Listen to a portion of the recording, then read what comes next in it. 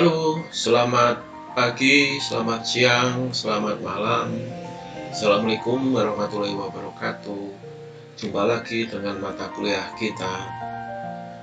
Baik, kita lanjutkan pembahasan kita terkait dengan arsitektur Nusantara, yaitu materi bahasan kali ini adalah terkait dengan wilayah Nusantara. Kita akan melihat lebih dalam lagi gimana wilayah Nusantara. Kemarin sudah kita bahas bahwa daerah wilayah Nusantara itu adalah daerah tropis lembab. Dengan beberapa potensi, kita sudah mengetahui bagaimana nikmatnya tinggal di wilayah Nusantara ini. Nah, untuk itu kita coba melihat bagaimana keadaan wilayah Nusantara tersebut. Kita lihat yaitu pengertian Nusantara itu. Ya, bahasa istilah Nusantara ini istilah yang mungkin Anda sudah tahu, yaitu berasal dari kata Nusa dan Antara. Ya, yang maknanya adalah pulau di antara. Mungkin di antaranya bisa di antara dua benua besar, yaitu benua Asia dan benua Australia. Di situ ada gugusan pulau, yaitulah Nusantara. Atau mungkin di antara dua benua lautan Pasifik dan lautan India, ada gugusan pulau juga, namanya Nusa Antara. Itu pulau-pulau yang posisinya di antara laut besar dan di antara dua benua. Nah, itulah posisi Nusantara. Nah, istilah ini coba kita baca. Ini saya dapatkan dari Wikipedia. Istilah yang dipakai untuk menggambarkan wilayah kepulauan yang membentang dari Sumatera sampai dengan Papua. Kata ini terdapat pertama kali dalam literatur berbahasa Jawa pertengahan abad 12 sampai dengan abad 16.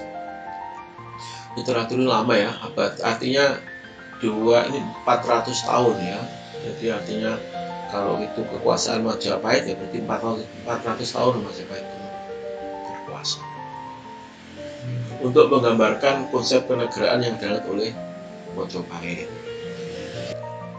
Coba kita lihat sekarang wilayah Majapahit.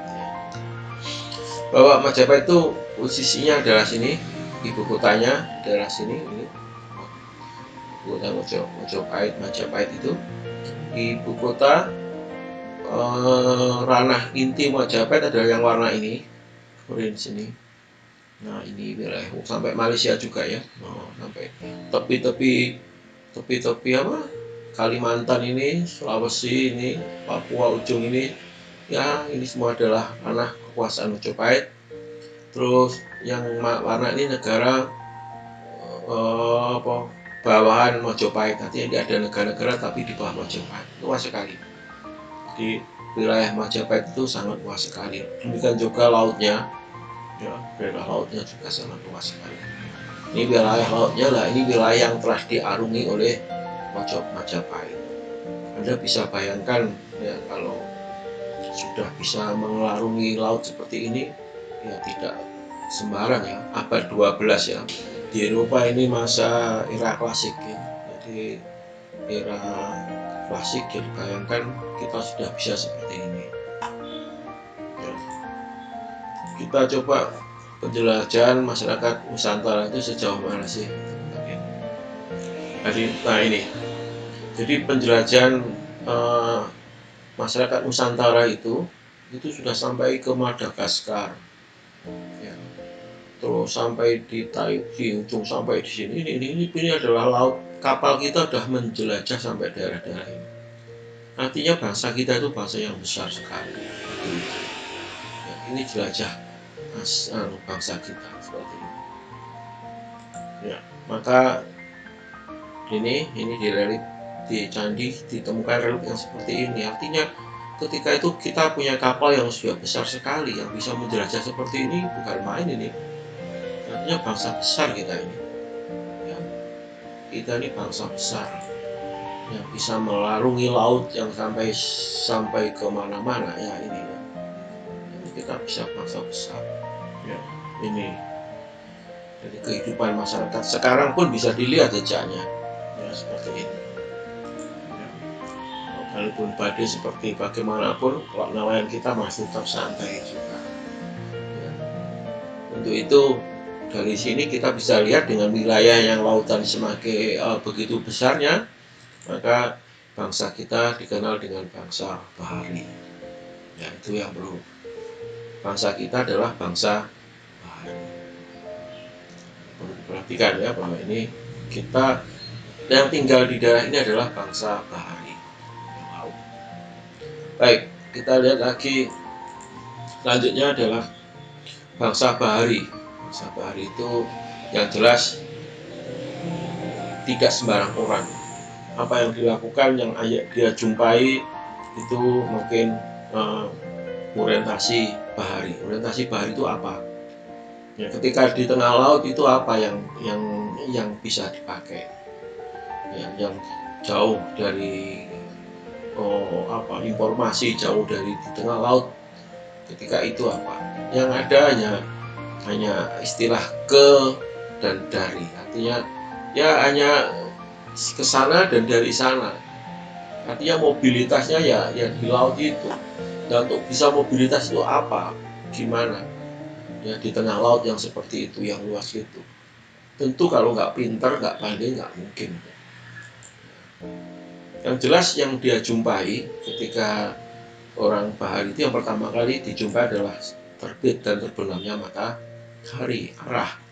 Yang jelas dia tahu arah bahwa matahari terbit di sana, terbenam di sana. Dia tahu persis, memahami benar tentang matahari ini, siklus matahari ini. Yang kedua ada siklus bulan. Dia tentu paham tentang ini. Yang dijumpai bulan purnama dan sampai bulan sabit itu ini tanggal berapa, posisinya di mana, dia akan tahu. Itu sebagai alat untuk mengendalikan ke dan dari mana. Selain itu bisa juga dia memakai bintang. Di malam hari itu yang ada bintang. Dia bisa memakai bintang sebagai alat petunjuk untuk menunjukkan arahnya, mau kemana dan dari mana. Ya, kita harus pakai alat ini. Kalau bangsa sudah bisa menggunakan alat-alat ini, berarti bangsa kita bukan ada bangsa besar. Apalagi ada angin. Nah, dimanfaatkan tenaga angin untuk menggerakkan mobilitas ini. Ya, itu bangsa bahari, bangsa kita. Ya, itu yang jelas bangsa kita adalah bangsa bahari. Itu perlu yang pertama itu. Terus yang kedua kita lihat bahwa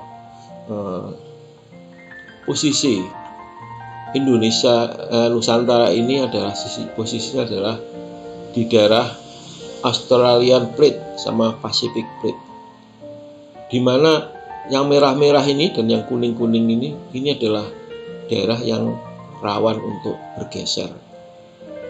Ya, kalau bergesernya meja itu bisa menumpahkan kopi.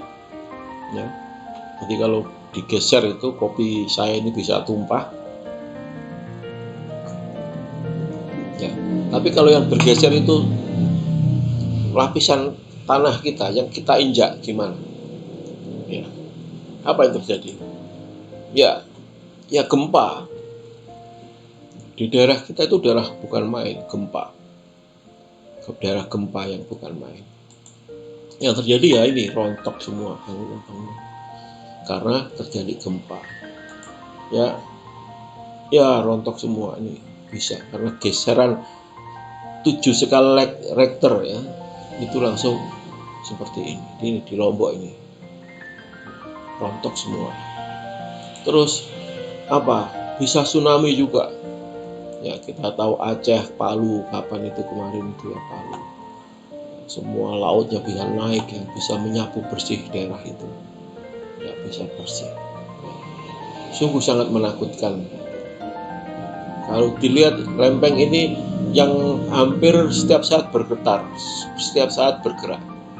Nah, lempeng ini lempeng Australian Plate sama Pacific Plate, yang sering Australian Plate ya. Termasuk Aceh kemarin terjadi ya di sini. Nias, Aceh sampai ini terjadi seperti itu. Ya, ini. Jadi potensi gempa di daerah kita Nusantara itu sangat besar. Ya, ini masalah. Namun kenapa ya kok suka tinggal di sini? Ya tadi, daerah kita daerah tropis lembab, subur sekali. Ya, subur sekali. Itu yang menarik tinggal di sini ya. Tapi ya itu di samping itu kita diancam oleh namanya gempa ini. Ya. Oke, kita lihat lagi. Selain itu kita coba lihat Pacific Ring Fire. Kita dikelilingi, dihadapi oleh gunung-gunung berapi yang sekian banyaknya itu di sekitar kita. Gunung berapi itu ya sewaktu-waktu meletus. Ya. Ini coba lihat aja di wilayah Nusantara itu, ini gunungnya itu macamnya banyak sekali, dari Sumatera, si Jawa, rentret di Jawa sampai ke selatan, Sulawesi di ujung sini ada, di Maluku. Ya, di sini saja, Kalimantan aja yang bebas. Ini juga ancaman ini. Ya, gunung berapi ini ancaman. Ya, kalau meletus ya ini ya, kalau meletus ini nih kemarin Krakatau putusnya, ya ini menakutkan. Gunung ini ya ancaman. Apa terjadi gempa juga ujung-ujungnya. Ya, ini bencana juga. Jadi bencana yang ancam di wilayah Nusantara itu yang tadi adanya lempeng itu tadi, yang kedua gunung berapi ini. Ya, gunung berapi ini. Nah, jadi ini gempa ini terjadi. Namun demikian hebatnya ya, gunung berapi ini menjadikan tanah di Nusantara semakin darah subur. Jadi sangat mudah ditanam. Ini bernanam apapun bisa tumbuh ya, di Nusantara ini. Sangat menyenangkan. Ya, tanahnya subur karena gempa ini, maka tanahnya subur. Ya, daerahnya jadi daerah pertanian. Di gunung lereng-lereng pun dibikin bentuk seperti ini, ditanami apapun bisa. Ya, ada padi. Ya. Jadi kita kadang-kadang kok bisa ya kekurangan padi gitu ya, karena tanahnya begitu subur. Seharusnya tidak kekurangan padi. Ya. Belum lagi bisa ditanami teh. Nah, kok teh bukan main kalau di daerah pegunungan itu ditanami teh. Terus bisa di kopi. Wah ini bukan main ini. Indonesia itu kopinya bisa macam-macam itu. Namanya di Malang saja dari macam-macam itu. Jadi kopi itu memang bukan main hebatnya. Jadi saya selalu dinikmati ditemani oleh segelas kopi kalau ngomong gini. Enak sekali. Jadi kopi, apalagi ya macam-macam.